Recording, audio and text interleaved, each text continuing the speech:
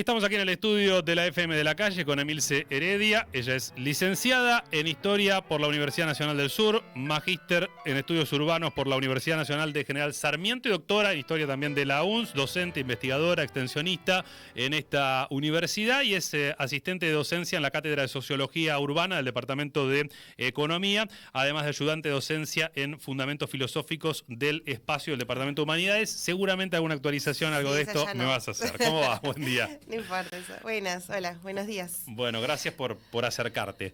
Emilce es una referencia permanente en temas vinculados al polo, al extractivismo. Bueno, la escucharon también porque la hemos convocado para el tercer capítulo del podcast que anda por allí circulando. Y una voz por demás interesante para escuchar también en el marco de esta discusión que se abrió.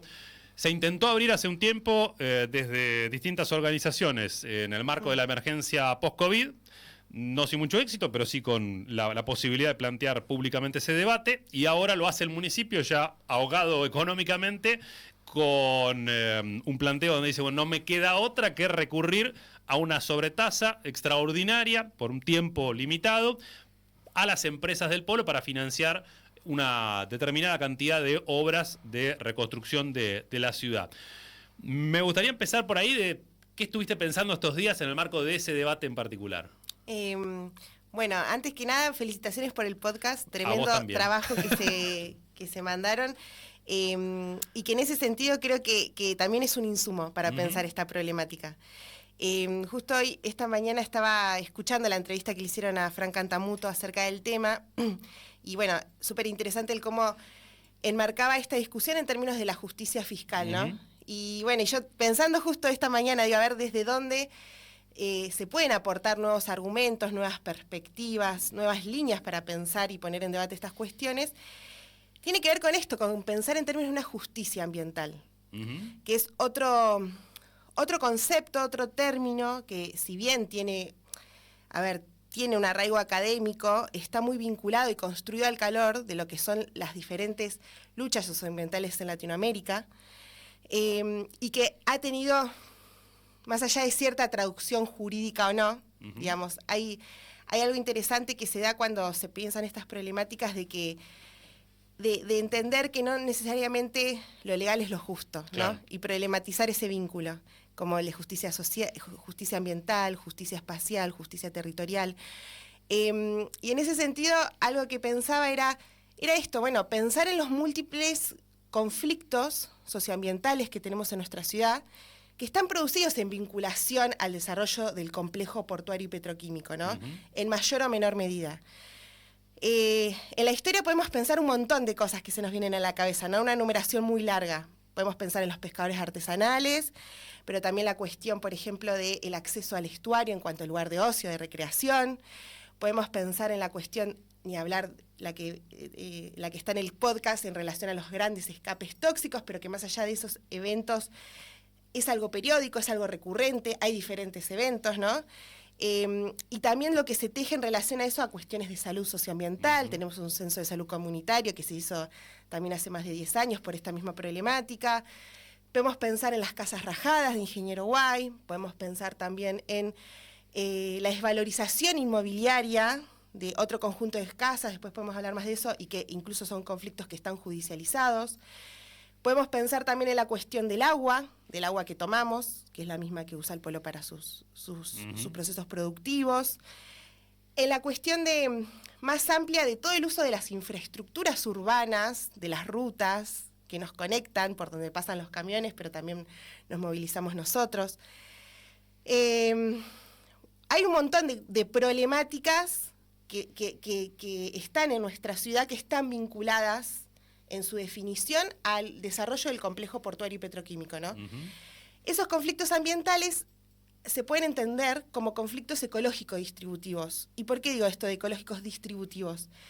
En el sentido de que en las vinculaciones que hay entre la sociedad y el territorio, se traza una estructura de distribución de aquellos bienes, servicios que se consideran que son socialmente valorados, ¿no? Sí. Esto, el agua, el espacio, el suelo, el estuario, el aire, ¿no?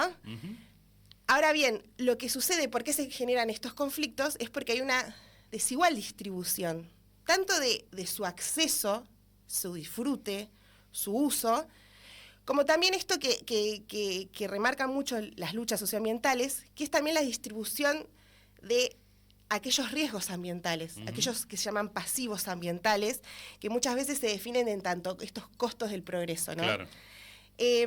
Entonces, cuando uno ve esa vinculación entre en nuestra ciudad, nosotros como habitantes y el complejo portuario y petroquímico, uno puede ver que históricamente se ha forjado una desigual distribución territorial del acceso y también de lo que se recibe en términos de estos bienes comunes de la naturaleza, pero que también son bienes urbanos.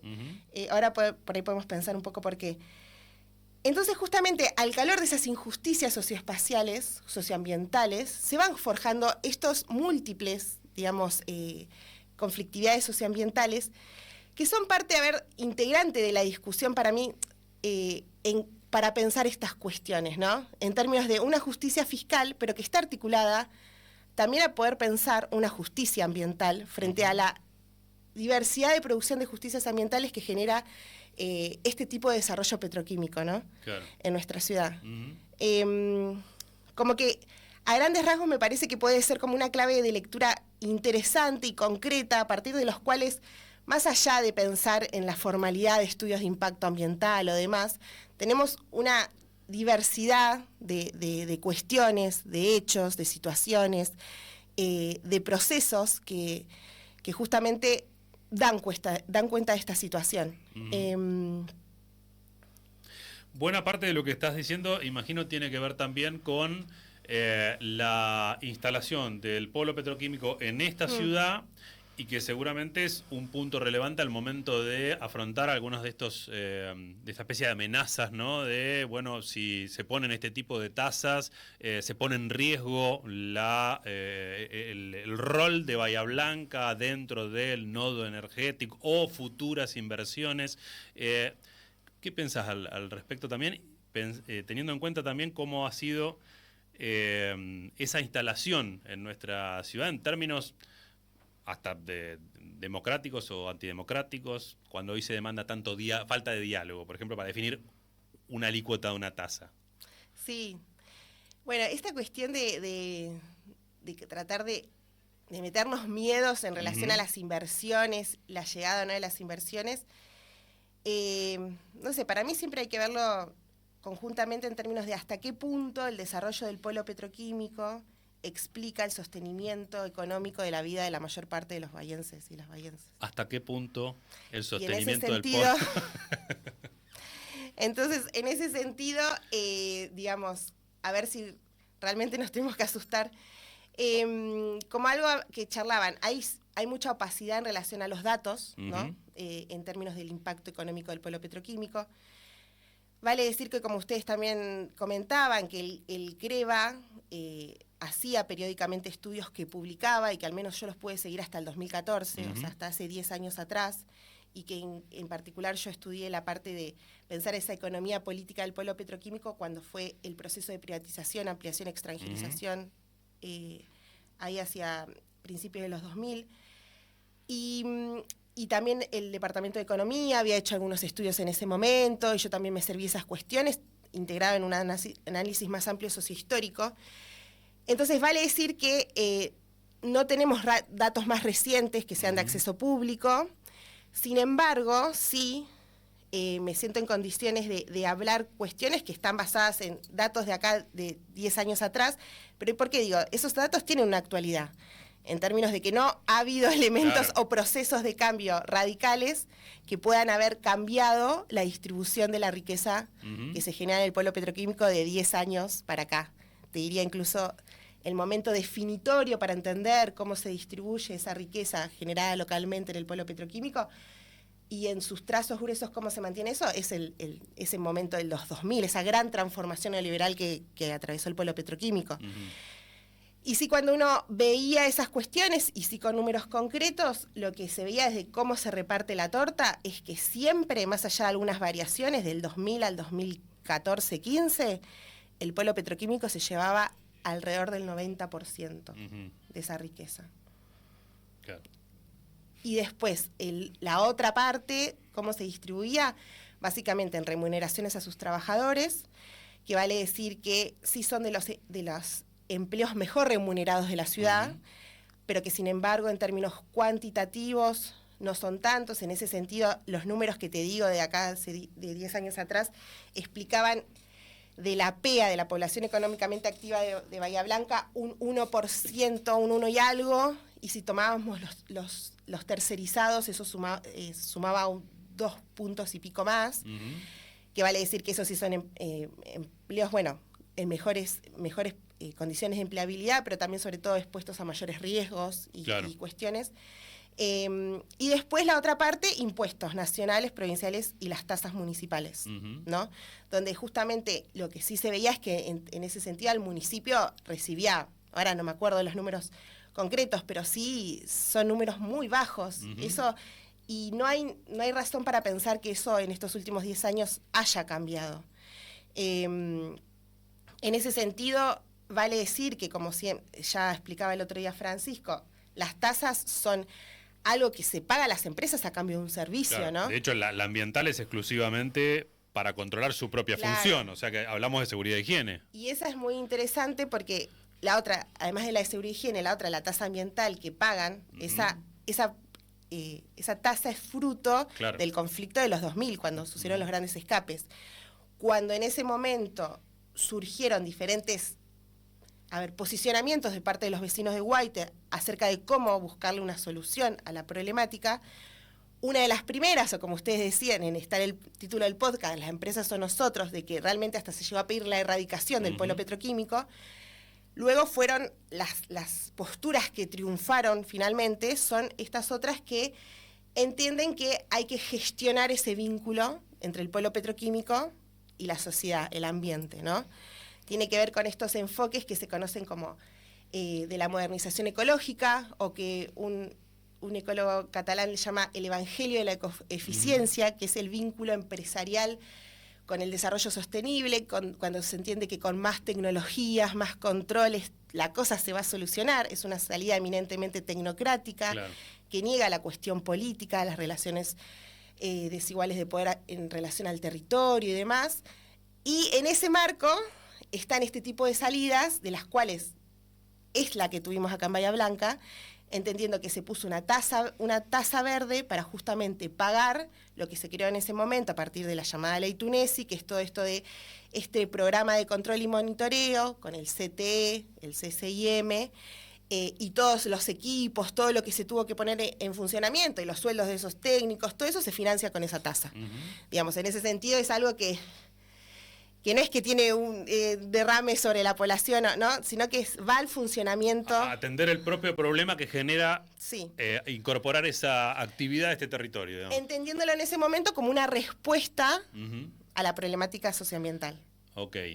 Ahora, y si lo pienso en términos entonces del desarrollo de esta ciudad o de esta región, volvemos a lo que venías diciendo respecto del empleo.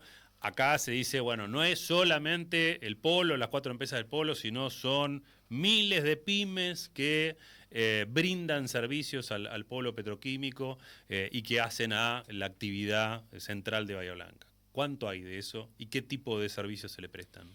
Sí, como te decía, de eso hay mayores trabajos también que se han hecho en el Departamento de Economía de la Universidad Nacional del Sur, que quizás no es un número menor. Lo que sí se ve claramente en esos estudios es que los servicios que las empresas contratan localmente a proveedores locales tienen que ver sobre todo con seguridad, comedor, transporte o cuestiones menores vinculadas al proceso productivo. Por lo cual, claramente son empresas cuya tecnología y los grandes proveedores, en términos de magnitud, sobre todo en masa monetaria y demás, esas cosas son importadas. Entonces, son justamente diferentes empresas de un impacto de menor magnitud. A ver, no es cuestión de negar que existe ciertos eslabonamientos. Sí, lo que se está muy claro en esos estudios, incluso desde que ha hecho también Gorenstein en el momento en el que el polo era más de mayoría estatal y demás, es que y un poco lo que yo también he podido después actualizar hacia cuando atravesó el proceso de extranjerización y ampliación, es que el vínculo entre el complejo petroquímico y la economía urbana regional es una lógica de enclave. Uh-huh. A ver qué significa eso. Tiene que ver con esta lógica de enclave económico en términos de que el desarrollo del polo petroquímico no impacta de manera notoria sobre el territorio en el cual se inserta.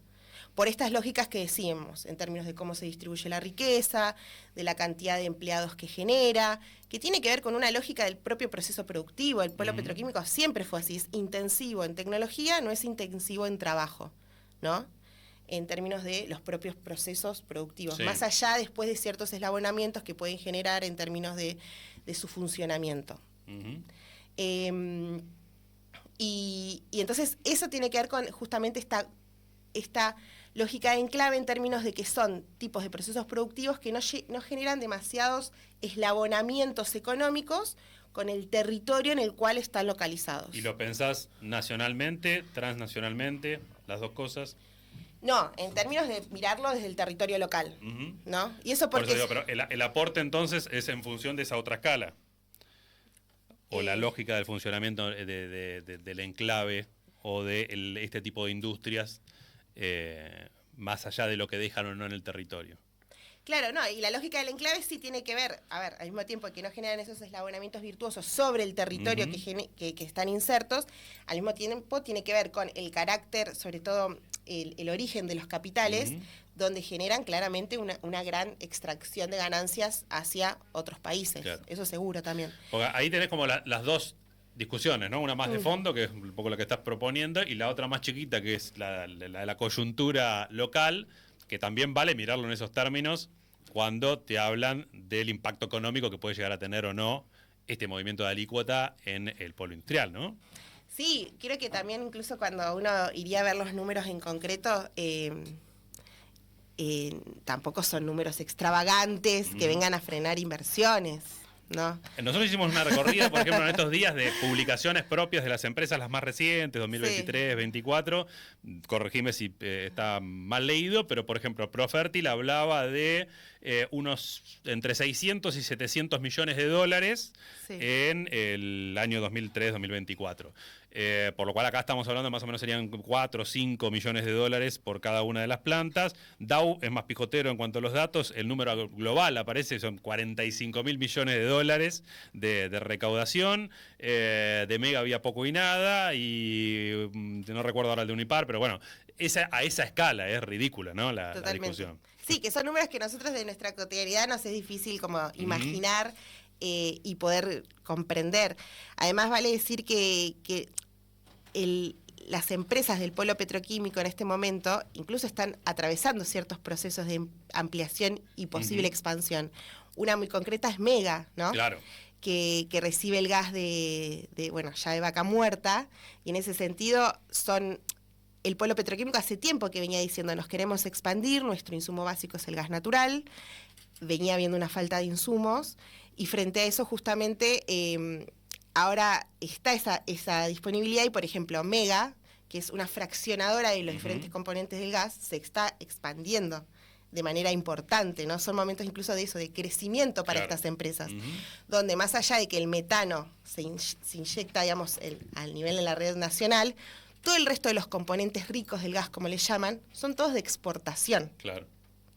Y es la mayor parte de la billetera, digamos, de lo que entra para esas empresas. Estamos hablando de todas cosas que ellos manejan divisas, en dólares, ¿no?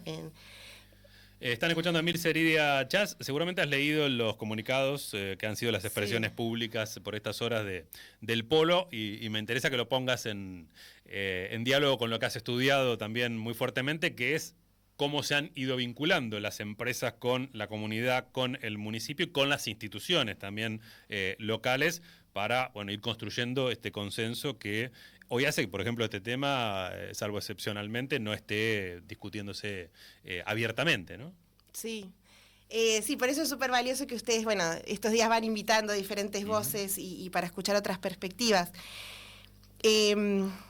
Algo que vale decir, voy a hacer autorreferencial, pero cuando yo empecé a investigar esto, algo que me había impresionado justo como primer golpe de escena fue esto de que en esos conflictos del año 2000 se había pedido la erradicación del polo. A mí me pareció como impresionante, como inimaginable para mí, que tengo una sensibilidad social y territorial hacia estas problemáticas, a mí no se me hubiese ocurrido nunca.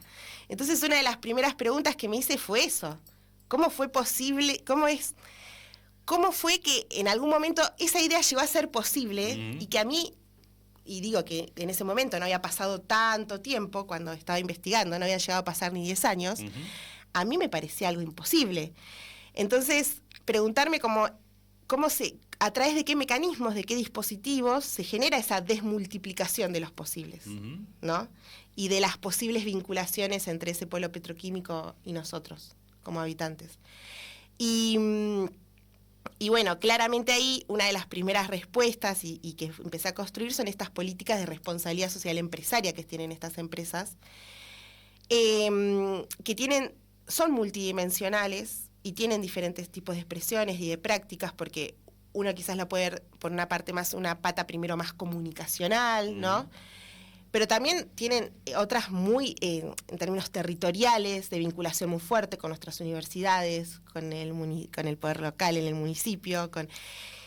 Y yo creo que, digamos, esa es una cuestión fundamental y que no es, aparte es un proceso muy largo, ¿no? Esa vinculación a través de esto que yo entiendo como una ingeniería social petroquímica, tiene que ver con una gestión y una administración del conflicto, incluso una anticipación de la posibilidad de conflicto. Y que tiene una historicidad muy clara de que se empezó a sistematizar muy fuertemente con la privatización del polo petroquímico, pero sobre todo después se terminó de diagramar al calor de los escapes del 2000, como una respuesta estratégica.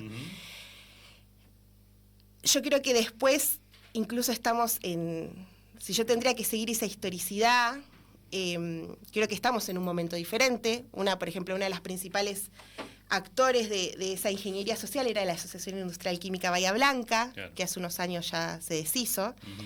Y uno se pregunta, bueno, pero esas políticas siguen existiendo. Yo creo que si bien antes había una articulación público-privada diagramada, organizada desde las empresas, ¿no? Y siempre estuvo eso lo público y privado. Yo creo que hoy es más difícil porque al calor de lo que fue, es más difícil comprenderlo o también visualizarlo, diferenciarlo, en el sentido de que al calor de lo que fue el conflicto contra el dragado, 2012-2013, donde ahí el actor predominante fue el Consorcio de Gestión del Puerto de Bahía Blanca, esa ingeniería social, el motor de esa ingeniería social, diría, se desplazó hacia el Consorcio de Gestión del Puerto de Bahía Blanca, que es un ente de derecho público no estatal, donde hay una fuerte preeminencia del sector privado, de las empresas, si bien hay representantes del municipio y de la provincia, en el directorio la mayoría son representantes de sectores privados, y desde ahí se está gestionando ese vínculo entre el complejo y nuestra sociedad. La gestión de, entre comillas, apertura que hizo Federico Susbieles en el Consorcio de Gestión del Puerto, ¿es hija del conflicto del dragado? Para mí sí. Tendría que hacer una investigación concreta, pero son temas que, para mí claramente, sí. Es interesante ver esto, cómo las cosas no nacen de la nada, ¿no? Hay siempre en términos relacionales. Y los conflictos son prismas de los cuales leer esas relaciones de poder. Y claramente, en un momento en el cual se trajo el estuario a la ciudad y se planteó esta cuestión de esa desvinculación de la ciudad con nuestro estuario, donde justamente ahí ya en ese conflicto el lugar central protagonista ya no eran las empresas del polo, que era como en el 2000 que habían sido las de los escapes, sino era el consorcio el encargado de dar las tierras, de gestionar, es como la inmobiliaria del estuario de Bahía Blanca, ahí fue el actor antagonista, y desde ahí se desplazó esa gestión del conflicto. Y para mí claramente toda esa política es, en sus cosas buenas y malas, es hija del conflicto contra el dragado. Claro. Y desde ahí se gestiona, y fíjate, también lo complejo, ¿no? De los vínculos muy fuertes. El consorcio es también el municipio, es también la provincia, ¿no? Como que incluso es más difícil ver esas relaciones de fuerza, ¿no? Los diferentes actores, cómo, bueno, se complejizó más el escenario para mí en ese sentido. Claro, porque uno ve al presidente del consorcio, pero en definitiva esa mesa del directorio que toma las decisiones vuelven a ser los mismos protagonistas. ¿Cómo se construye a ver, hay algo muy particular que sucedió en las últimas 2 elecciones a intendente de los partidos de la historia de Bahía Blanca, Rosales y Bahía Blanca, los que ganaron eran los presidentes del consorcio de las gestiones de los puertos, ¿no? De Rosales o de Bahía Blanca. Claro. Entonces, hay claramente ciertas articulaciones de poder, ciertas alianzas hegemónicas, que esto tiene como traducciones muy concretas después en términos de la gestión del territorio. Pero por ahí también es interesante esto, claramente en momentos de... Lo que me pregunto, lo interesante sería esto, que si habrá espacios de disputa de cómo se distribuye, ¿no?, la riqueza que se genera acá, que es enorme, ¿no? Tenemos el polo petroquímico más importante del país y somos el segundo puerto de agroexportación después de Rosario. Claro. O sea, la riqueza que circula por Bahía Blanca realmente es enorme. Y en esa lógica de enclave, ¿no? Bahía es un nodo logístico, es un nodo de corredores de infraestructura, que es fundamental para todos los procesos extractivos, para que salga la soja, para qué pasa con los hidrocarburos de vaca muerta, para acá se pueden exportar o también se reconvierten en el polo petroquímico para después también exportar los otros procesos. Somos un territorio fundamental para la rentabilidad de vaca muerta, por ejemplo, hoy en día, ¿no? Claro. Sin nosotros vaca muerta no es rentable. O sea, hoy por ejemplo, vaca muerta viene creciendo al calor del petróleo, más que del gas, que está más como limitado en términos de infraestructura. Para que eso sea rentable se tiene que exportar, se está pensando en términos de, como dice Fran, un mandato exportador, ¿no? Es esa la narrativa que está sobre vaca muerta. Y ahí se explica en Rosales, por ejemplo, ¿no? Rosales, el plan duplicar, triplicar, cuadruplicar la capacidad de exportación. Justo ayer estaba sacando, entre el 2019 y 2024 se multiplicó por 46 el petróleo exportado por este puerto. Al mismo tiempo que de manera transfigura está haciendo otra terminal exportadora que ya está en funcionamiento en Puerto Galván. Claro.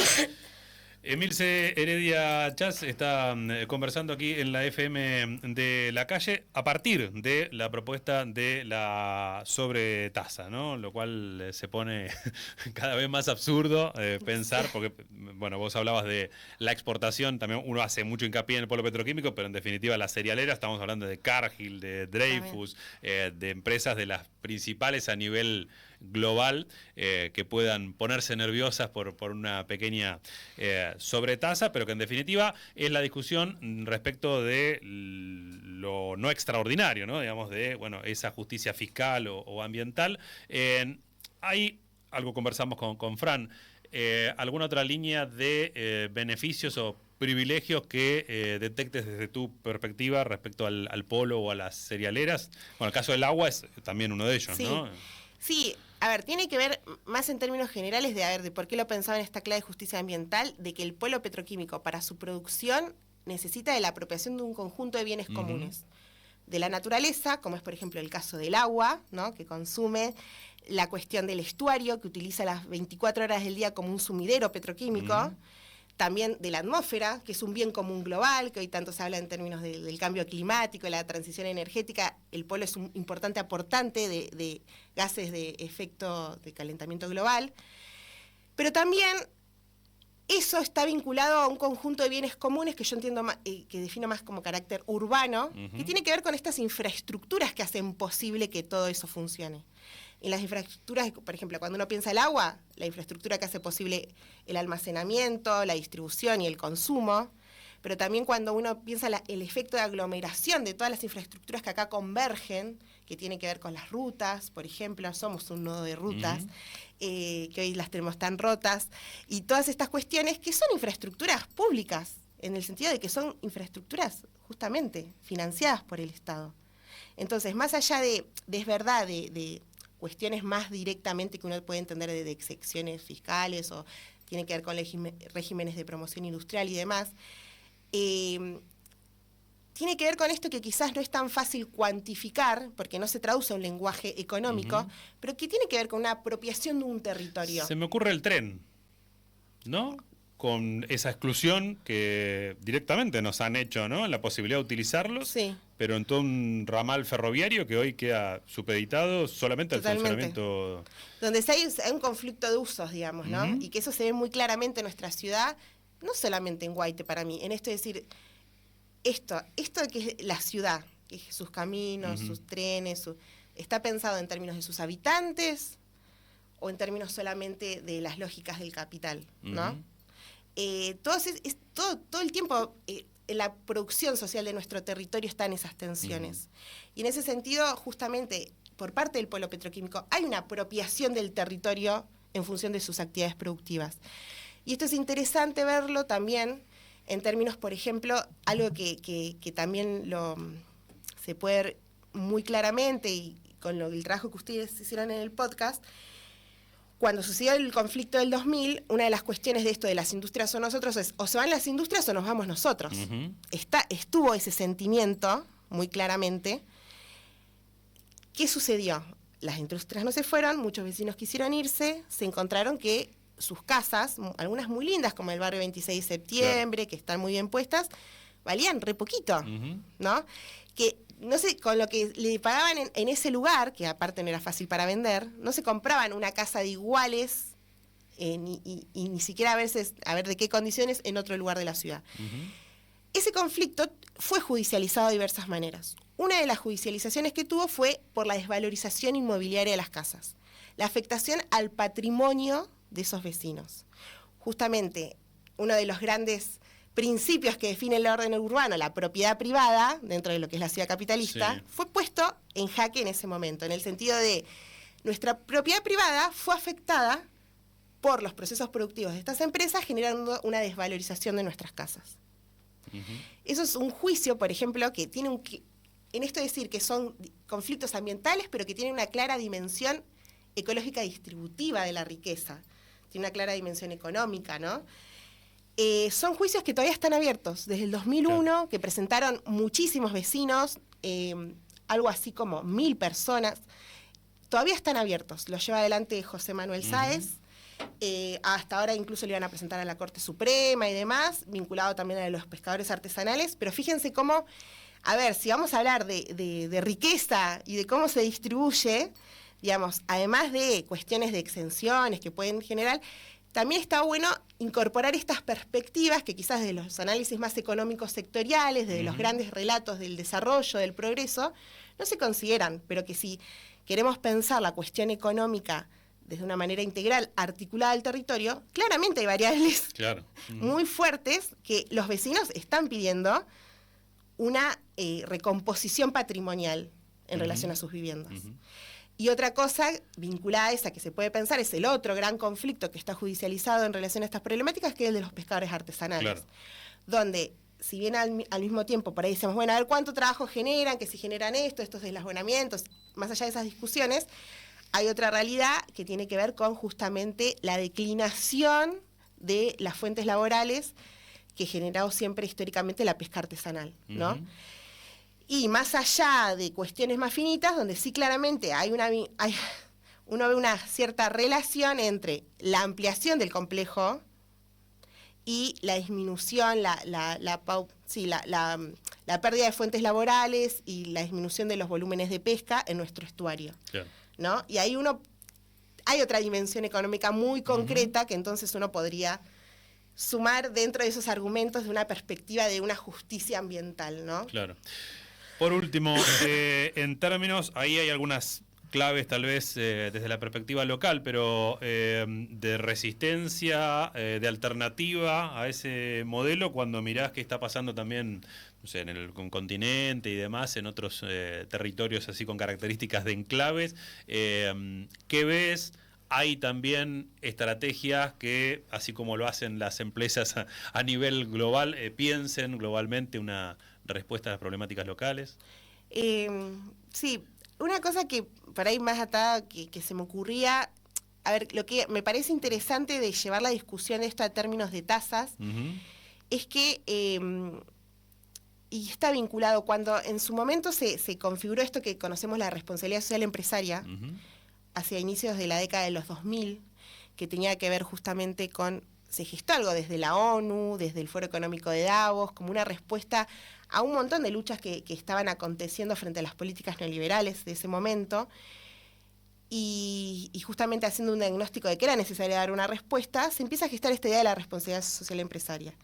Algo interesante a rescatar es que en ese momento, dentro de las diferentes discusiones, había ciertos foros, más ciudadanos y sociales, que planteaban que esto tendría que, frente a lo que después sucedió, que es la responsabilidad social empresaria, que básicamente son prácticas que no son exigibles, no son obligatorias, no, son voluntarias, tienen una lógica voluntaria, unilateral por parte de las empresas, se empiecen en otro tipo de vinculación que justamente tengan un carácter de exigibilidad, de regulación por parte de los estados, y que no pase solamente por una cuestión meramente voluntaria, ¿no?